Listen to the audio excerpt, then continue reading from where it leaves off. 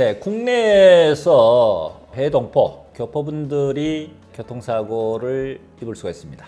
그런데 이런 분들이 아주 큰 중증의 이제 사고를 입고 옆에서 보살펴주지 않으면은 일상생활이 어려울 정도의 그런 중대한 장애가 남았을 때 해외동포분들이 간병비를 청구하는 데 있어서 내국인과 동일하게 적용을 받을 수 있는지 또는 차별화해서 불이익이 생길 수 있는지 여기에 대해서 한번 다뤄보겠습니다. 이 개호란 것은 일상생활을 하는 데 있어서 누군가의 도움이 없이는 혼자서 자력으로 일상생활이 어려운 경우를 말씀드린 겁니다.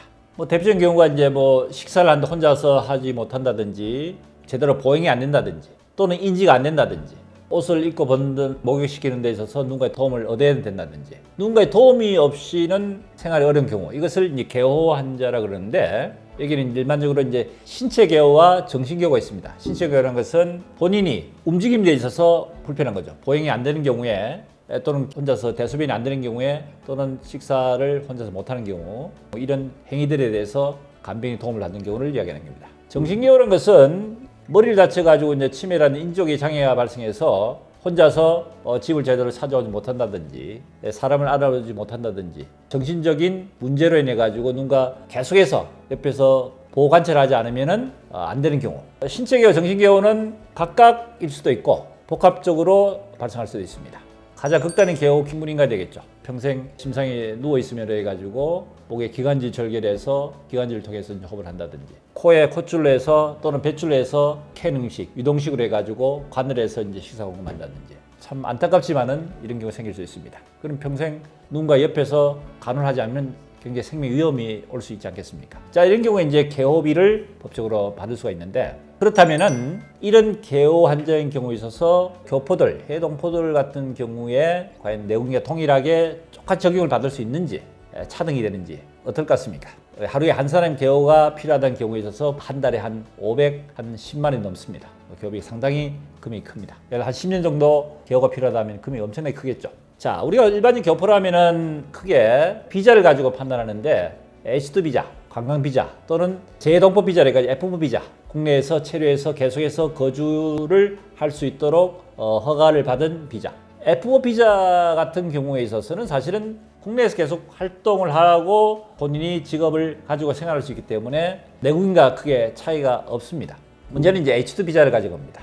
단기 비자는 국내에서 체류 기간이 끝나고 나면 다시 본국으로 들어가 있는 본국에 갔다가 6개월 정도 뒤에 다시 신청해서 국내에 들어오는 번거로운 절차를 거쳐야 됩니다. 이런 분들이 만약에 사고를 입었다 했을 때 어떻게 될 것인지 예를 들어 중국 교포가 국내에서 사고 났다고 했을 때 어차피 국내 체류 기간이 끝나고 비자가 만료되면 다시 본국으로 가야 되겠죠. 그런데 이 환자가 치료를 계속해서 하지 않으면 위험한 상태 또는 도저히 본국으로 이동할 수 없는 그런 위중한 상태 같은 경우에 있어서도 과연 교포라는 이유 때문에 국내 내국인과 동일하게 적용을 못할 것인지가 문제가 될 수 있습니다. 이 개업에 대한 기준 자체가 노임 단가를 가지고 기준합니다. 쉽게 말하면 개업이란 것은 누군가 노동력을 제공해서 그 사람의 일당을 주는 거거든요. 근데 법에서는 여자의 보통 인부 단가를 기준을 적용합니다. 그래서 보통 도시 같은 경우에는 여자 남녀 구분하지 않고 국내 건설 노임을 기준을 인정하는데 교포 같은 경우에는 쉽게 말하면 본국이 한국이 아니고 중국 같은 경우에는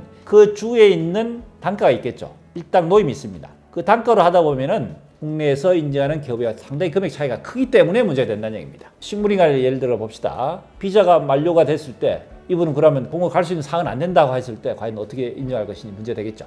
자, 그런데 비자 중에 지원 비자라는 것이 있습니다. 소송이 계류된 경우에는 소송이 끝날 때까지 한정적으로 체류할 수 있도록 기간을 인정해 주는 겁니다. 또는 치료의 목적으로 계속해서 국내에 체류한 경우에는 치료가 끝날 때까지 계속해서 비자를 연장해 주는 것이 지원 비자입니다.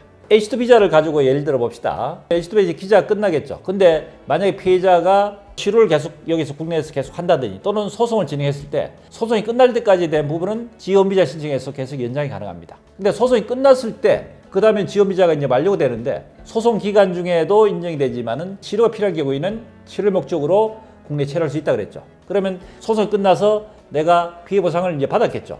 이 피해 보상 가지고 내가 국내에서 계속 치료를 하겠다 하면은 치료가 필요한 진단서 발급되겠죠. 그걸 다시 신청하면 지원 비자가 계속 연장할 수 있습니다. 이처럼 치료를 목적으로 해서 계속적으로 충분히 국내에 체류할 수 있는 그런 케이스의 환자 같으면은 당연히 국내에서 계속해서 치료를 목적으로 해서 있을 수 있겠죠. 이런 이유로 해서 H2 비자를 가진 분이라 하더라도 이 환자의 상태가 계속적으로 국내에서 체류할 수 있는 그런 상태 같으면은 이분이 살아 계실 동안에 한정에서 개업일을 인정할 수 있다는 겁니다. 특히 당사의 가족이 비자를 통해서 국내에 체류한다든지 또는 이민을 했다든지 결혼해가지고 국내에 계속 있다든지 F4 비자로서 국내에서 계속해서 활동하는 분이 주변에 가족이나 친지들이 있다면은 이분은 굳이 본국으로 갈 이유가 없이 국내에서 계속 돌봄 받을 수 있지 않겠습니까? 그러니까 H2 비자를 하더라도 반드시 기간이 만료된다 하더라도 본국에 가는 것이 아니라 특히 치료가 필요한 경우에는 국내에서 계속 머물 것으로 예상해서 개업일을 국내에서도 인정할 수 있다는 겁니다. 그런데 한 가지 문제는 뭐냐면은 상태가 만약에 회복이 됐다 했을 때는 본국으로 간다는 가정한다면은 H2 비자 같은 경우에는 통상 3년간은